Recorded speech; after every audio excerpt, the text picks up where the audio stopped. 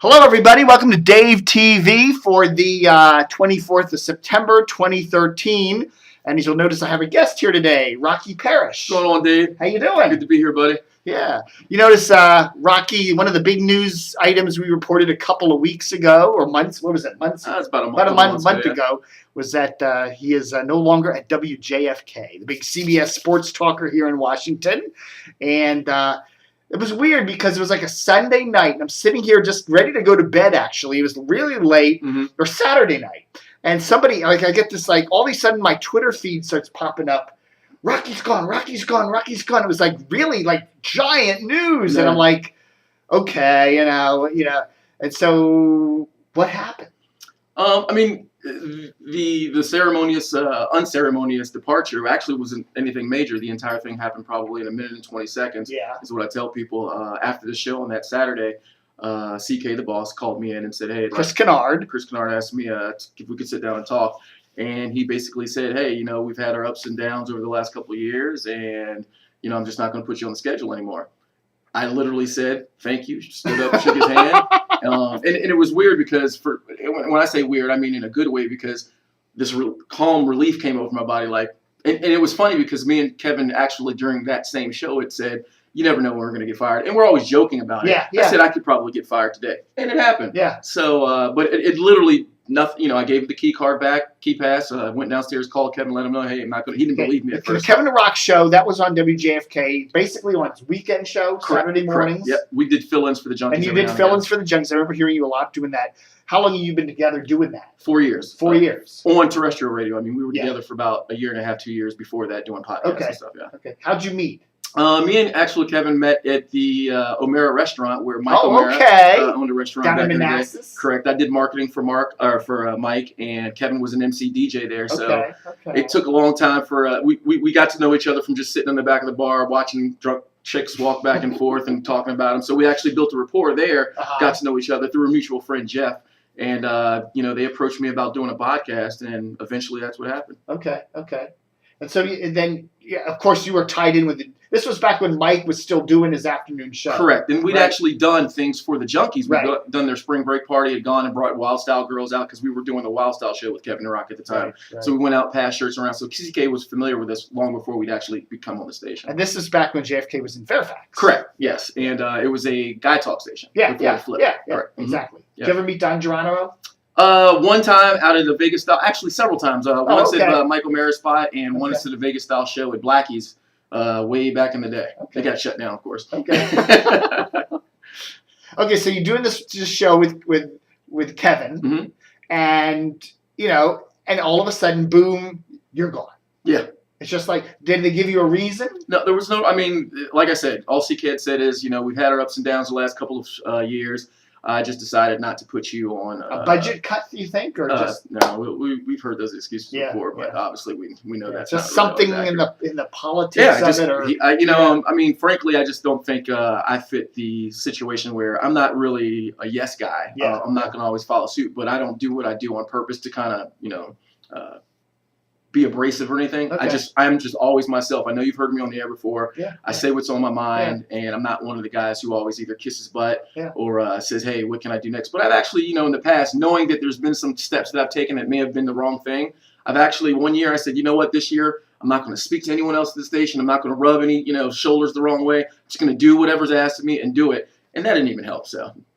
Okay, so my take on this was I always like the Junkies. I think they're great. They're really nice guys. They don't have that kind of radio ego you see on a lot of shows. Some of these guys, when they get on the radio, they become you can tell they get this ego, I'm important. And they've never had that. They come across as four nice guys. They really always have. But yet, sometimes they're a little laid back, And I hear you guys on doing their show when they were on vacation, around Christmas and stuff. And I liked it. It was you stepped it up a notch in terms of the energy level. Within the industry, meaning other people in the media, other people in news organization and radio. I'd even gotten calls from other guys who did morning shows. Says, "Wow, we hope you guys never get a permanent slot because of the competition." But I will say this about the Junkies. I love those guys. Yeah. Out of everyone there, they're probably were our biggest supporters at the station. Yeah. Other than the PGC side, they actually treated us like we were family over there. Okay. So, but yeah, I mean, the Junkies, I have nothing but great things to say So what about was it? them. Yeah, JFK, then they close down Fairfax and they move everything over to Atlanta. And This we all was, what, became about a one year place. ago? Correct. Yeah. A year or so ago. And so you're in bed there with PGC and El Zal and NEW and the whole thing. So they're all in the same building. Everybody, right, fresh, right. Everybody's in the same building now. How does that work? Do you Well, I mean, everything's kind of separated by security and everything, but you're able to go and talk to other guys, if you're off air or whatever. And I have a really great relationship with, Flex, Sonny, a couple of guys, Free when she was there. And actually the salespeople, they love me and Kevin. They would actually ask if we could do other things, and it just so happens we were never able to do any cross-pollination of promotions. Right. But we would always have those guys over in the air on our show. Right. So it was really for that side and dealing with those guys, it was a really good situation. Plus El Zol, they loved us coming over. Okay. Diamond Boy, yeah. How's Steve Swanson doing? Steve Swanson. He's the head of the cluster, right? Yeah, Steve Swanson's actually a really nice guy.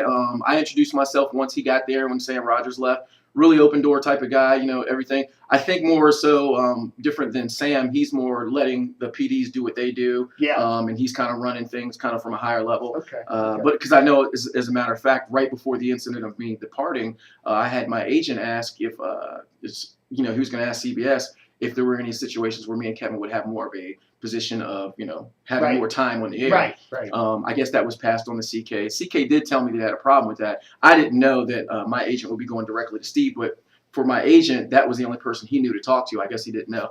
But other than that, I mean, the situation with CBS as a whole, I love it. I mean, it's good people, great people. I mean, even people who aren't on the air, nice to work with, accounting, and even guys who do production and things like that.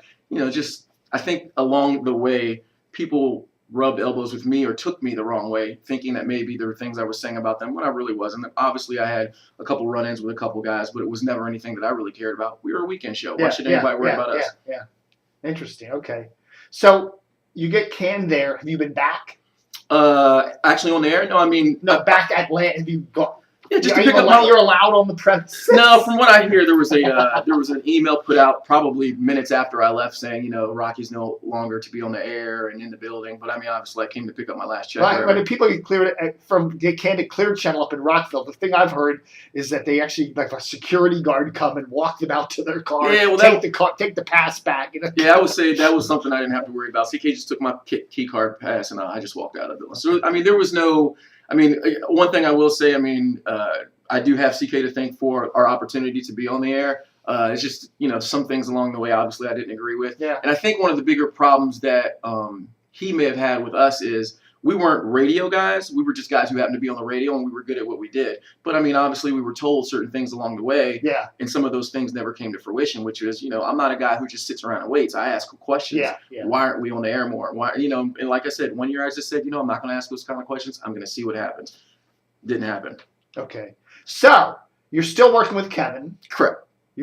Tell me this whole thing with the NFL Players Association stuff. This happened a while ago. I remember reporting about it, but give us your take. Well, the NFLPA, as a matter of fact, we actually took a hiatus because we're actually going to kind of circumvent because there's things that we want to do and the NFLPA wants to do. They're based here in Washington, right? Correct. This is their local lobbying office, right? Correct. Yeah. And we're going to kind of take a break to see what we can do to actually make it a bigger type of affair. Okay. We want to shop the network, do a couple of things. So for right now, we're just going to go into the shopping phase of shopping the network. We have plenty of content. We're actually going to redo the studio, but we're going to do that for a future event. So right now, no shows are going to happen for a while. We're just kind of going to a hiatus. Okay. But the different shows are going to go still do our appearances. I still have appearances I need to make, and I still have sponsors that I need to answer to. Okay.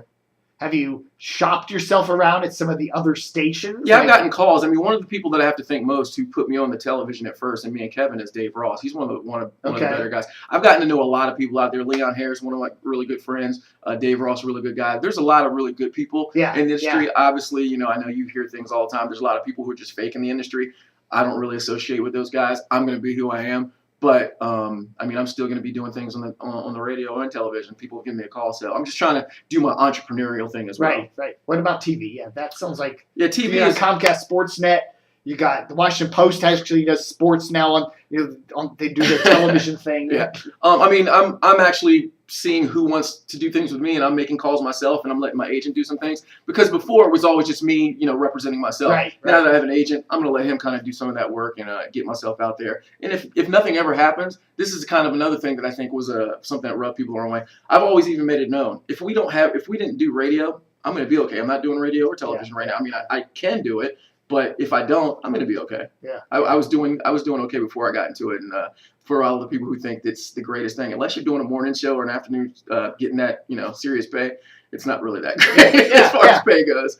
Yeah, exactly. People think that that, you hear a lot of radio people like they can minimum wage or a little bit more than that. Well, I wouldn't say it was minimum wage, but for the amount of time that you put into it and the time that you're traveling all over, and what that other people are making, and you could be and you're probably a better show than they are.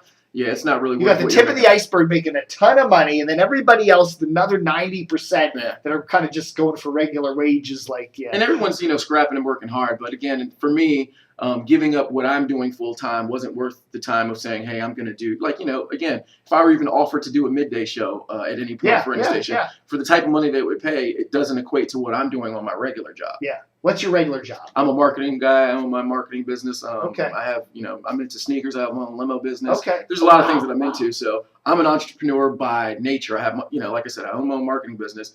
And I applied a lot of those things to marketing, Kevin and I, when we were out there. That's how we got out into the community. That's how we built a big base. Okay. Interesting. Yeah, and being self-employed, I mean, it's crazy, right? You do everything. And you don't rely on anyone else, and it's all about what you guys do. So me and Kevin did a lot of work into putting ourselves out there and making sure that we stayed out there. And we were actually even told at one point by another PD, another station, that maybe some people are rubbed the wrong way because we're like the fifth or sixth guy on the end of the bench. And we're getting a lot of the acclaim and a lot of the attention, and we're throwing the greatest parties out there. But the guys who are, starting, they're looking at us like, hey, how come we're not getting all that attention?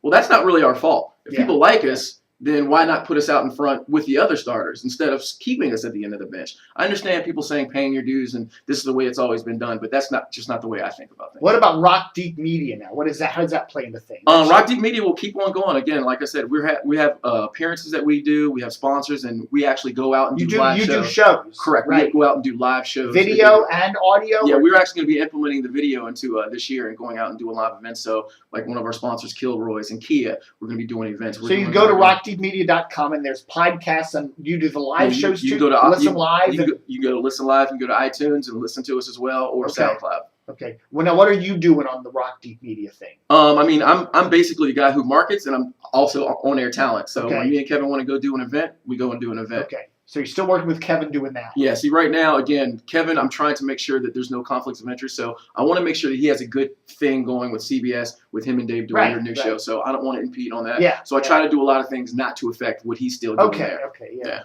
I noticed that because there have been you guys, I think, originally wanted to take out an ad on DCR TV way back in your early days. We were told we couldn't. You couldn't, I know. You guys want to pay for your own ad that would just say, listen to our show at Saturday mornings, whatever. They would no controversial. They could do. CBS could actually okay the ad and say that's fine. It doesn't say anything. But no, they wouldn't let you do that. Yeah, we're not. Well, I was told I'm not allowed to post on DCR TV. Just for me, if anyone talks about the show, it's a good thing, good or bad, because it means they're listening to the show. Yeah. And for all the people who ever talked anything bad at the Kevin and Rock show, they could tell us so much more about the show than people who barely, who listened all the time.